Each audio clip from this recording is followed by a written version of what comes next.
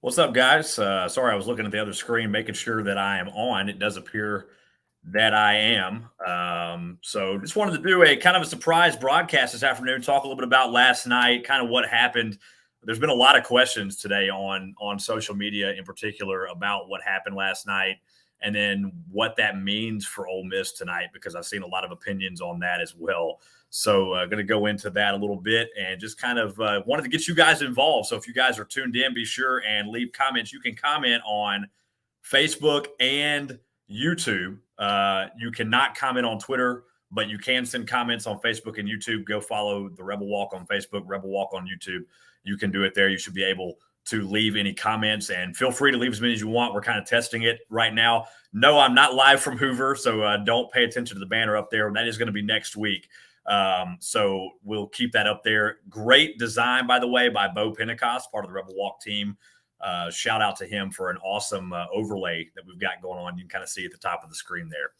So last night in the ninth inning, Ole Miss was trailing 8-5.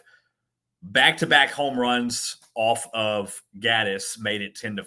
Well, after that second home run by Dylan Rock, who was the powerhouse for A&M last night. He has been all year. He leads them in home runs. He hit 2 home runs last night, as a matter of fact. Rounding first base and heading towards second base, he turned and said something in the direction of Peyton Chatagnier. Now, whether or not it was directed at Chatagnier or if it was directed at the first baseman, Elko, it was kind of unclear, hard to tell, but it was in the direction of Chatagnier, and Chatagnier certainly took it as directed at him because he responded with some choice language and then immediately began to run towards the infield towards Dylan Rock. Well, Dylan Rock continued on his way around, and the first base coach for Texas A&M was also giving some comments at that time. Now, this led to Coach Mike Bianco coming out of the dugout and having some words with the umpire about that. And he was a little bit upset naturally about what had occurred. Benches almost cleared, but smartly, nobody actually came out of the dugouts. The Rebels that were on the field started to come towards the infield, but they kind of calmed down. There wasn't much happening after that. But Gaddis was not happy about what happened, and the next Texas A&M batter was Austin Boss, and he purposely threw. It looked like he was trying to throw behind him, and I personally think that it grazed his jersey, and he probably did get hit by the pitch looking at it afterwards. I don't know if he was not awarded the base. They ruled that it didn't hit him, but they ended up not awarding him the base, but he did Gaddis got ejected for throwing because bench warnings were issued. That is what caused the ejection.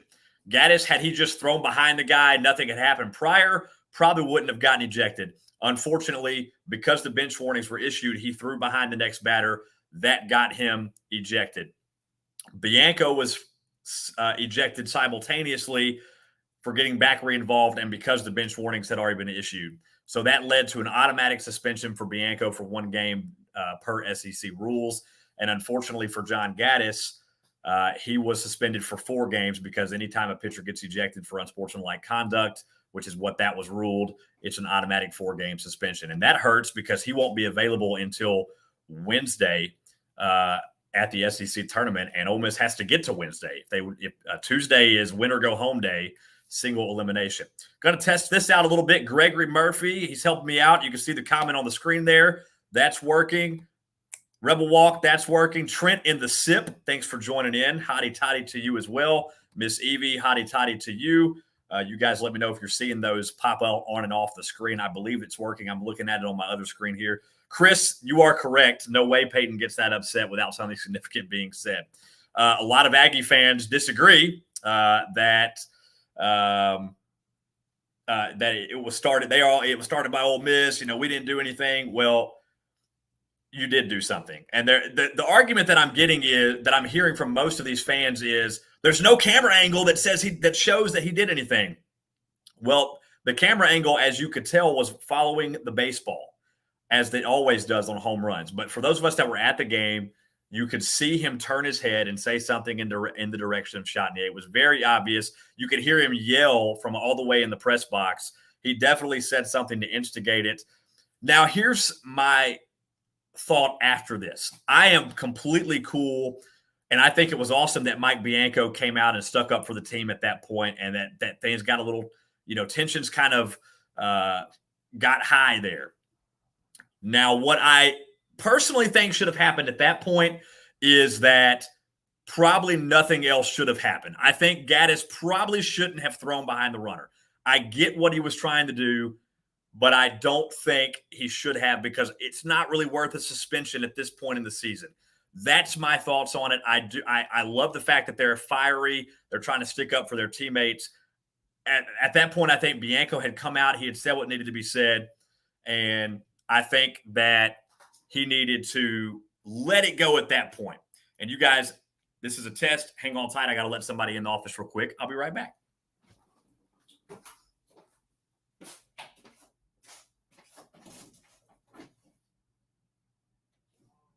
Hey, I'm on a Zoom call, so I got the bullshit. So you got paperwork? All right, you're good.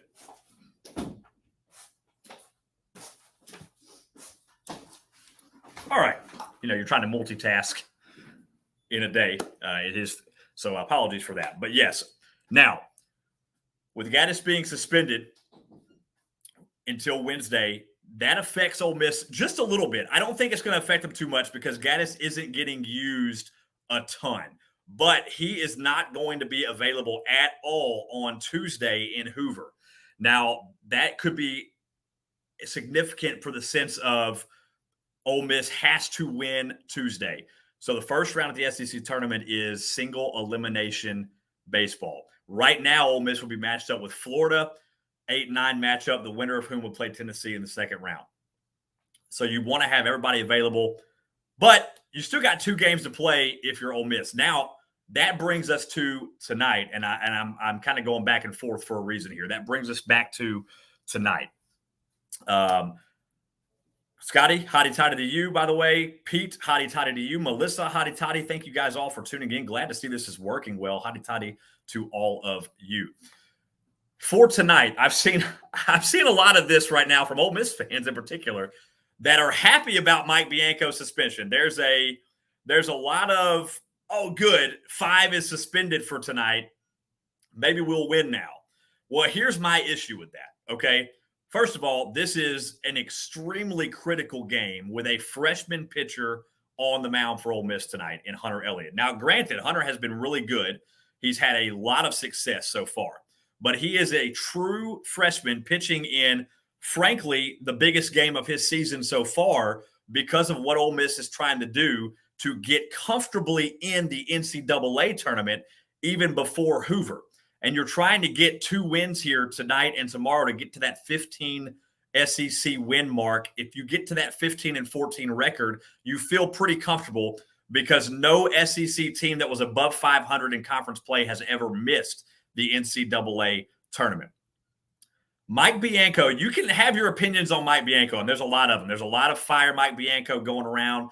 That is your opinion that you're entitled to. I understand that. However, Mike Bianco is the most experience on that bench for Ole Miss, period. I get it. People aren't happy that it hasn't made it to Omaha but one time in all this time here.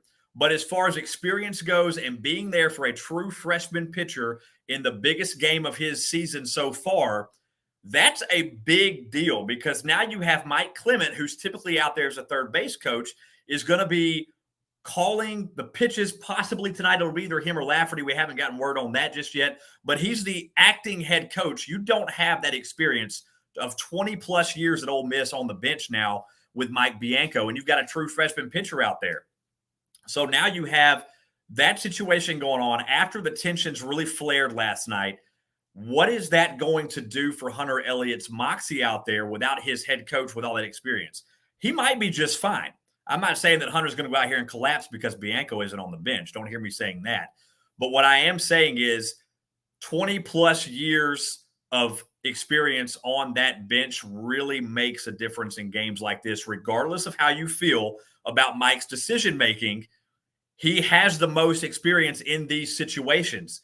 And quite frankly, Mike has done a great job of getting this team back on track after a horrible first half of SEC play, a 4-week stretch where after Tennessee, Ole Miss looked dead in the water other than the Kentucky series. They looked absolutely horrible, could not win a game.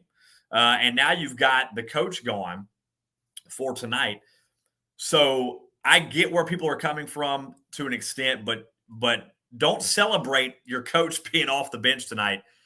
It is, in my opinion, because that really makes a difference when it comes to a must-win, or really kind of a must-win game to feel comfortable to get into the NCAA tournament. If Ole Miss loses tonight or loses the next two in particular, you're not in. You're not in the tournament.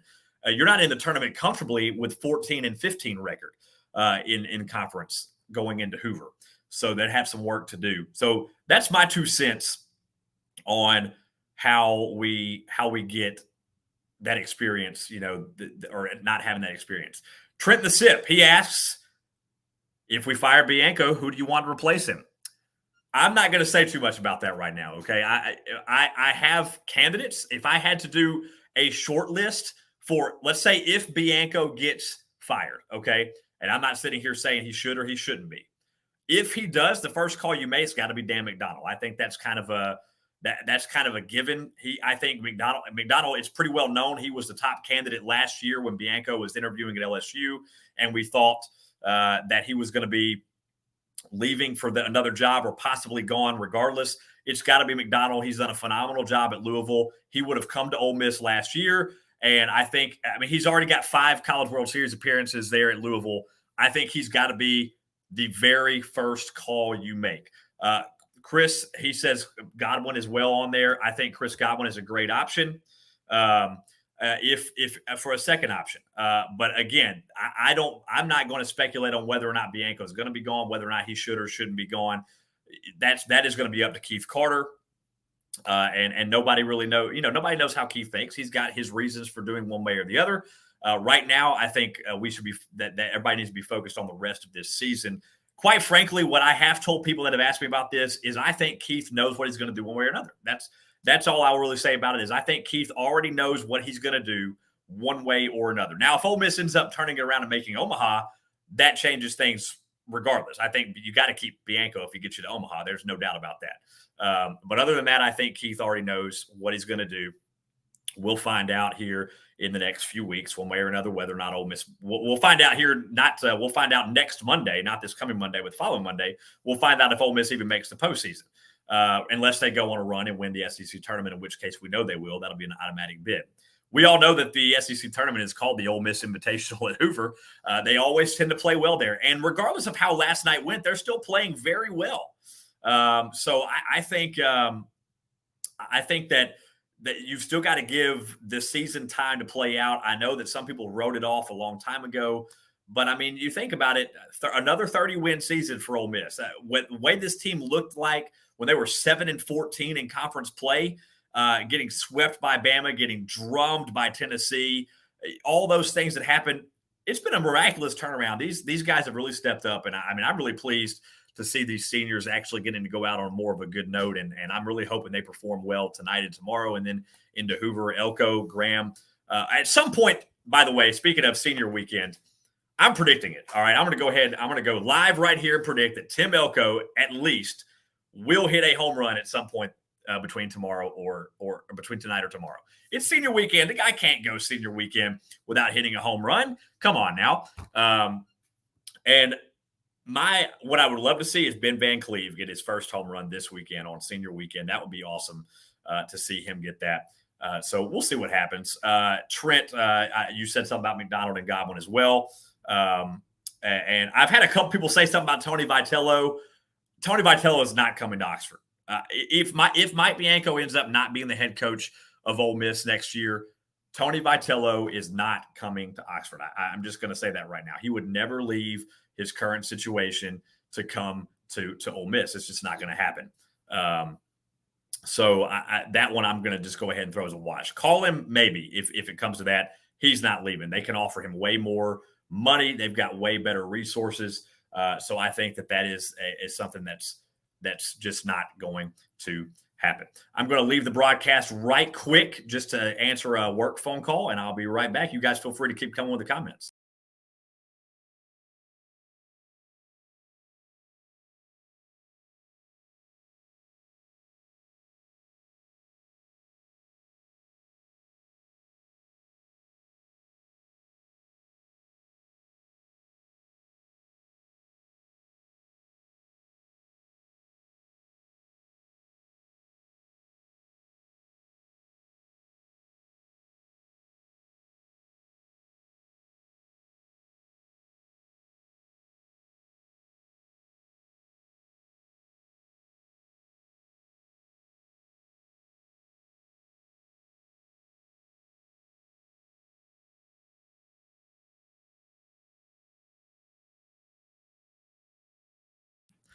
Hey, and I'm back. You guys forgive me. This is I'm doing this kind of in between work as well. This was kind of a test run, so you gotta pay the bills. So I'm still at work. So I appreciate you guys bearing with me. Chris, I agree with you. Don't really want Tony. He started. At first I really liked him in the sense of I thought he was really good for baseball, but he tends to get a little over the top and really, quite frankly, he's gotten a little bit too arrogant this season. I mean, to the point of bumping umpires and he can dish it out, but he can't take it. And that's, I mean, I don't really want something like that in Oxford. Personally, I like the culture that Ole Miss has, regardless of how you feel about the record and the wins and losses. Ole Miss's baseball culture is really professional and a really good organization. So I agree with that 100%. So again, 2 big games coming up, and let's say that Texas A&M is very beatable. I know it looked bad last night. There's a lot of people that, oh, here we go, we're bad again. No, Texas A&M is very beatable. You're going to have bad games every now and then. DeLucia was pitching on short rest. I mean, he pitched 2 days essentially in Baton Rouge last weekend. So the guy essentially was a short rest start for him because it's Thursday. And he pitched it on Friday and Saturday last week. That's not normal for him. So he's going to have a bad game every now and then. We can't expect him to be perfect every time he takes the field. So he'll be fine. Ole Miss will be fine. They've got two different opportunities tonight. RPI is still in good shape. It's 38-40, depending on which source you look at. And inside that 40 mark is really, really good. Where you want to be in A&M's RPI is inside the top 20. It's not going to, Ole Miss's RPI is really not going to drop much this weekend, even if they lose another game. So that is working in Ole Miss's favor. Before I end the live stream today, I really appreciate you guys tuning into this test run, and all the comments were awesome. Hotty-toddy to all of you. Me and Chris Muller, who you'll see in the comment section here with a thumbs up. Chris Muller, he'll be joining me. He is part of the Rebel Walk, and he will be joining me in Hoover next week, starting on Monday. So you guys tune in after I get to Hoover. We're going to get a live stream set up, a preview of the SEC tournament. You guys are not going to want to miss it. And then all week long, we're going to be doing these live streams at the end of the day. Kind of, we may have them at different times. We'll be sure and keep you guys updated on all the social media platforms. Twitter, Facebook, YouTube, it'll be live every time there, and then it'll stay there. Instagram, we can't do it on Instagram just because this particular website or Instagram rather does not allow streaming outside of their app, and we're not going to go through a third-party app to get that set up. We don't want to cause any trouble there legally or with our stream, so we're not going to do Instagram. But YouTube, Facebook, and Twitter will be every time. Trent, man, appreciate you. Thank you so much for tuning in. Evelyn, or Miss Evie, she is thebomb.com, as we said back in the 90s. She is fantastic, and I'm really thankful to have the opportunity to work with her and the rest of this team. It's been a blast, and I'm really looking forward to Hoover next week. It's going to be a lot of fun. Hopefully Ole Miss will make a deep run there, but you guys aren't going to want to miss it. Tune in right here, same platform, same comments, same kind of everything. Me and Chris will both be coming to you live. Chris will be coming to you from wherever he is located. I'll be in Hoover, and we'll have recaps and everything else. At the bottom of your screen, you'll see the banners with the day's scores and all that kind of stuff. We'll talk about all the games too. We won't just talk about Ole Miss, but we'll have mostly Ole Miss coverage, and we'll talk about the rest of the SEC as well. with that, thank you guys so much for tuning in to this short test run. I really appreciate it. Thanks for joining in and helping us out on the comments. It's awesome to see they're working, and I appreciate you guys bearing with me as I'm doing this kind of in between work busy moments. So you guys are the best. Thanks so much for following the Rebel Walk and being a part of this awesome coverage. And we'll see you on Monday from Hoover.